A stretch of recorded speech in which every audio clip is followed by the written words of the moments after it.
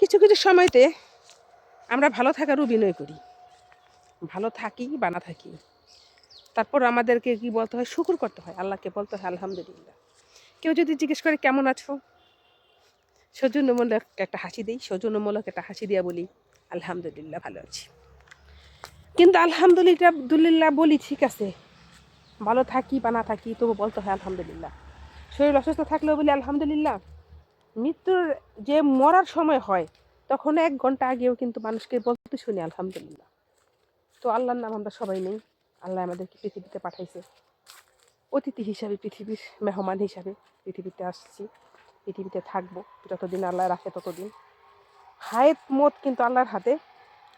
কেউ ইচ্ছা করলে কাউকে মারা ফেলতে পারবো না, কেউ ইচ্ছা করলে কাউকে বাঁচাই দিতে পারবো না। যদি তা কারো মরণ আসে সে মরবে। তো সত্য কথা কিন্তু আমরা অনেকে বর্তমানে সাহস পাই না বলার জন্য।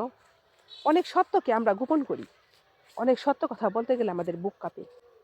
আর বিশেষ করে আমরা মেয়েদের কিন্তু বুক ফাটে কিন্তু মুখ ফাটে না। বুক ফাইটা চোরবর হয়ে যায়, সত্য কথা বলার জন্য ছটফট করে। তবু কিন্তু মেয়েরা অনেক সময়তে একা থাকার কারণে বা শুধুমাত্র ইজ্জতের ভয়ে অনেক মেয়ে সত্য কথা বলতে পারে না।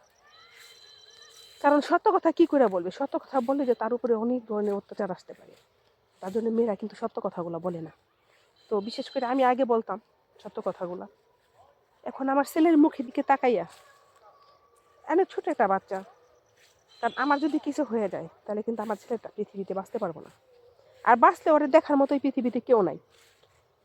ও কিন্তু কিছুই বুঝবো না ভালো মন্দ, ওর কি আছে না আছে বা ও কি কেমনে চলবো আমি ছাড়া। ও একদম নিঃস্ব। শুধুমাত্র ওর মুখের দিকে তাকায়ও অনেক অত্যাচার বা অনেক অন্যায় আমার চোখের সামনে হয়, কিন্তু সেই অন্যায়গুলার কথা যখন নাকি আমি না বলতে পারি, তখন যে কি একটা মনের ভিতরে কি একটা বোবা কান্না আর কি একটা কষ্ট যে হয়। অনেকে ভাবে যে আমি ফানি ভিডিওগুলা বানাই, আমি খুব সুখে আছি তার জন্য আমি এগুলা করতে পারি। আসলে কি আমি সুখে আছি? সত্যি কি আমি ভালো আছি? আসলে কি আমি মন থেকে কি খুব আনন্দে আছি? আসলে কি জানেন, সব সময়তে কিন্তু মনের আনন্দে মানুষ সব কিছু করে না। কিছু কিছু সময়তে বাচ্চাদেরকে হাসি খুশি রাখার জন্য মানুষ অনেক কিছু অভিনয় করে, আমিও করি।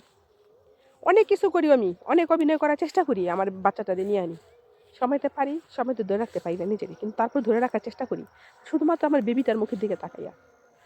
তো অনেক অনেক অত্যাচার আছে যেগুলো নাকি ফ্যামিলির থেকে বলেন, ফ্যামিলির বাইরে থেকে বলেন, অন্যান্য বিষয় থেকে বলেন, আমার উপরে হয়, কিন্তু আমি সেগুলো বলি না, কাউরে বলতে পারি না।